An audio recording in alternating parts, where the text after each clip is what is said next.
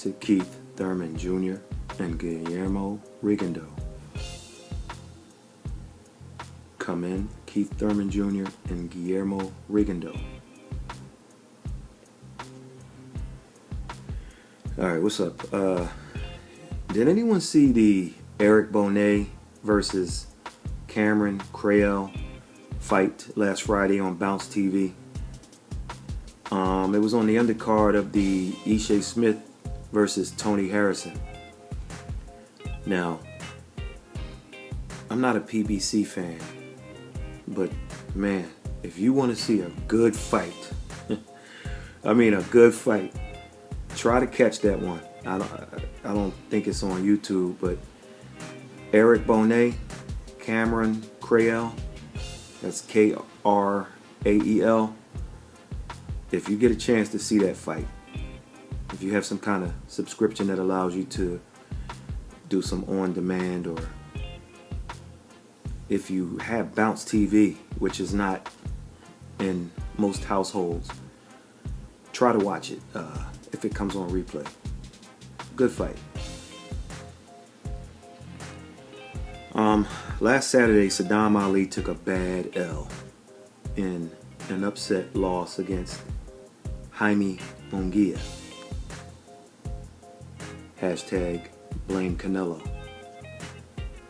Munguia was a last-minute opponent for the second straight time in his career. Team Golovkin selected him as an opponent for the Cinco de Mayo fight, but the Nevada State Athletic Commission rejected him.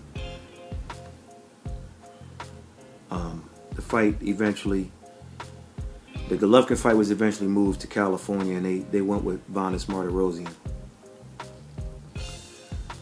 So Munguia isn't acceptable as an opponent in Nevada, but an MMA guy is acceptable against a guy who's 49-0. Okay.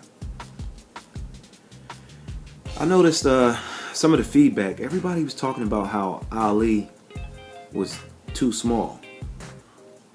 But when do we stop making excuses for SADAM Ali? I mean, wasn't Daniel Jacobs 3 weight classes heavier than Golovkin when they fought? Wasn't Jorge Linares 3 classes above Lomachenko on fight night? The point I'm trying to make is, when does skill come into play? Prior to the fight, all SADAM Ali talked about was how he was going to take Jaime to school. And isn't this the same Ali who got stopped by Jesse Vargas? Vargas ain't exactly Sonny Liston in the punching power department, folks. Maybe, just maybe, Ali isn't what some thought he was.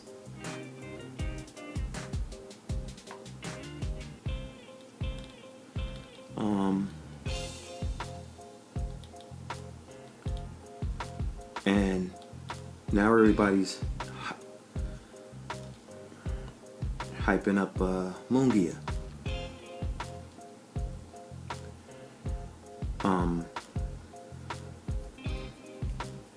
But maybe he's not what we think either. I mean, you just don't know. So it was interesting to see Tony Harrison.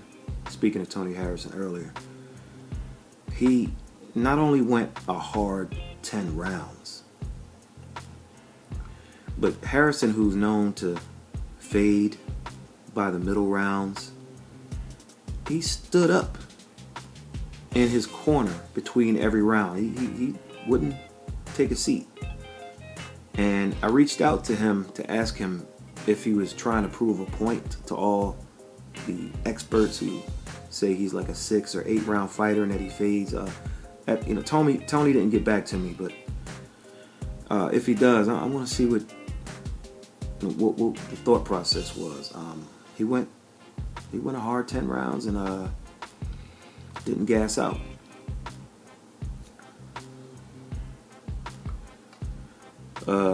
This weekend, tomorrow, we have Gary Russell Jr. versus Joseph Diaz Jr. or JoJo Diaz. I think it's a good fight. It's an entertaining fight. Russell Jr. is a big favorite in this fight. He's much more experienced. He has very fast hands, and he has big power at the weight class when he uses it. He's fighting in Maryland once again, where he's seemingly invincible and where he hasn't been beaten or come close to being beaten. I'm not sure what Golden Boy did here. I think they could have offered Russell a bit more money to bring the fight west, or at worst put it in a neutral site, a neutral location. And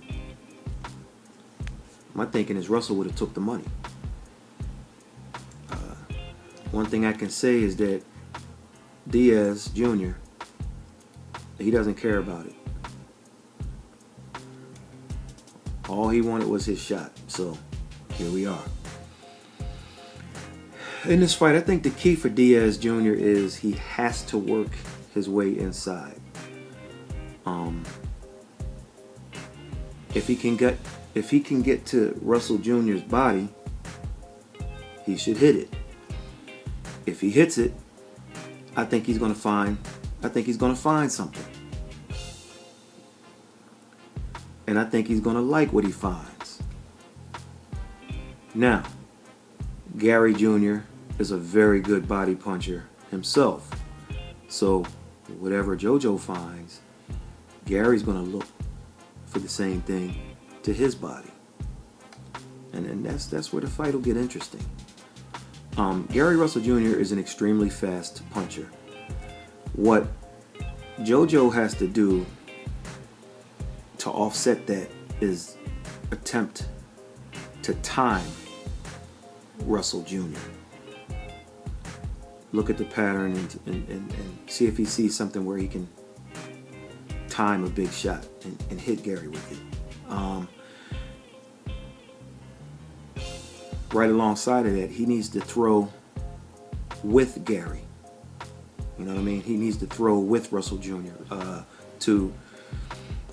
If you got a guy whose speed you can't offset or you're looking to offset, sometimes you have to throw with him and look for success that way. For Gary Jr., he has to hit Diaz Jr. to the head whenever he gets in range. One problem with JoJo is he doesn't give a lot of head movement, and that's not going to work with Gary. You got to give him some head movement. I don't think JoJo's going to learn that overnight, so that's something. Look for Gary to look for opportunities to score to the head, to the jaw, to the chin, however you want to put it, of JoJo Diaz Jr.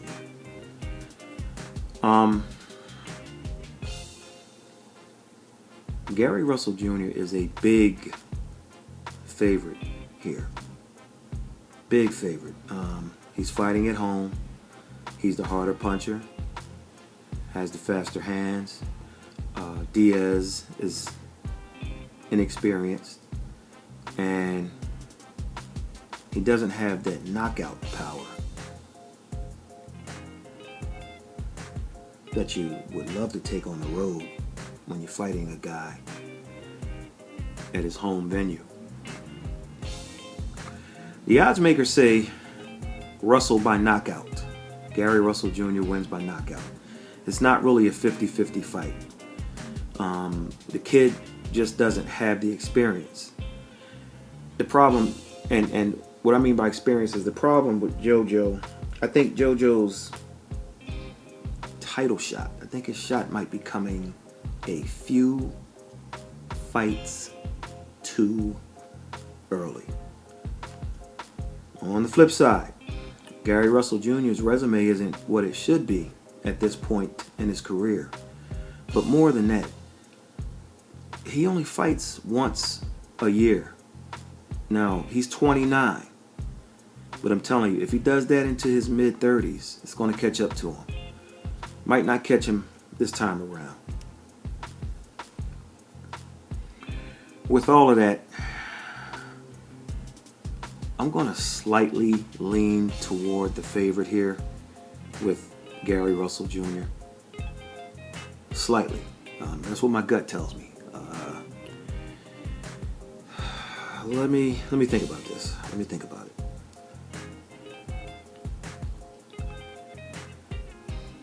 Did anybody see the face-off between fighters at the final press conference yesterday and the weigh-in today? So the final presser was Thursday. The weigh-in was Friday. I might not release this video until Saturday morning, so instead of Friday. So when the two juniors, Russell Jr., Diaz Jr., when the two juniors went to stare each other down, it's like they closed their eyes. I mean, Gary looked like his eyes were closed, especially at the final presser. And JoJo looked like his were closed too. But when you really look at them, I swear, when you really look at them, I'll leave the video below. It looks like Russell is staring at JoJo's shoes and JoJo is looking at Gary's chest. I'm like, you guys are going to show up on Saturday to fight, right? I mean, it's like, look at each other. Give me a stare down. It's like one guy looking like, nah, I'm looking at your shoes, man. The other guy's like, okay, I'll play that game. I'll compromise too. I'm gonna just look at your chest, but we're not gonna look at each other. They did it. They did it at the post the final press conference, and they did it at the weigh-in.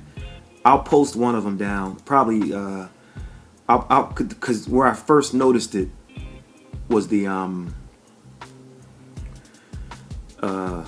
post-fight. I mean, I keep saying it, the press conference, the final press conference. So I'll post that down below. But seriously, check it out. All right. Also, we have Badou Jack moving up in weight. Technically, it's his second fight at the weight to take on the lineal. Yes, he's still the lineal. Light heavyweight champion, Adonis Stevenson. By the way, did you know Adonis Stevenson's real name was Stevenson Adonis? Look it up. The concern I have for Badou Jack in this fight is threefold. First of all, he hasn't been at this weight long, and he's stepping up to go after the guy, at this weight. Even though, when I say the guy, I'm talking about the lineal champion. I don't consider Stevenson the guy at the weight. I think that Kovayev, Bivol, some other guys might make that claim. Secondly, Jack has only fought a couple of southpaws in his pro career, and James DeGale and Lucien Boutte don't hit like Stevenson. Lastly, Stevenson has a 4-inch reach advantage over Jack. So those three things are a concern. I think in the fight, Stevenson is going to come out and try to end it early. Whether it be to go on the attack or look to an early counter to cut Jack's lights out. And now that I think about that, I found a fourth concern. Another problem with Badou is, like, he's kind of there to be hit. He's not much of a mover. He doesn't have that fluid, that fluidity, that fluid movement to make Stevenson have to work. That's something that hopefully his team has worked on, or he's going to be in early trouble. Badu needs to tie up and smother as much as possible early on. His goal is to get to the mid to late rounds, or to keep it simple, just get me to the mid rounds, and then let's see what I can do from there. He should also make Stevenson think about throwing that big left hand by throwing sharp shots to the body after avoiding Stevenson's shots, or by getting his shots off to the body first. You understand? Before the big left hand from Stevenson comes. The odds makers say that this fight will end early and Stevenson will knock Jack out. He's a big favorite, and like Gary Russell Jr., he's the home guy in this matchup. When I look at the fight, this fight could go about 6, 7, 8 different ways, man. I won't get into all of them, but the odds are it could go one of two ways with 3 or 4 outcomes. Either Stevenson gets Badu Jack out, he gets him out of there early, which many experts think will happen, or Jack stretches the fight out and either steals a close decision or loses a close one. It's tough to pick because Stevenson is a combination of Deontay Wilder and Gary Russell Jr. And what I mean is he's like Wilder because he has that one big punch and not a whole lot more. Not a lot more. He's like Russell in that not only does he not fight much, like once per year, but his recent and his overall resume, just like Russell and Wilder, leave a lot to be desired. When you look at the names, and then even some of the bigger names who he fought at the time, they were smaller guys. So, oh, by the way, and I don't know if this is if there's a connection here, but Gary Russell Jr., Deontay Wilder, and Adonis Stevenson all are WBC belt holders. I'm just saying. So, like Russell Jr., I think that fighting once a year will catch up to him one day. Right? Right? And like Diaz,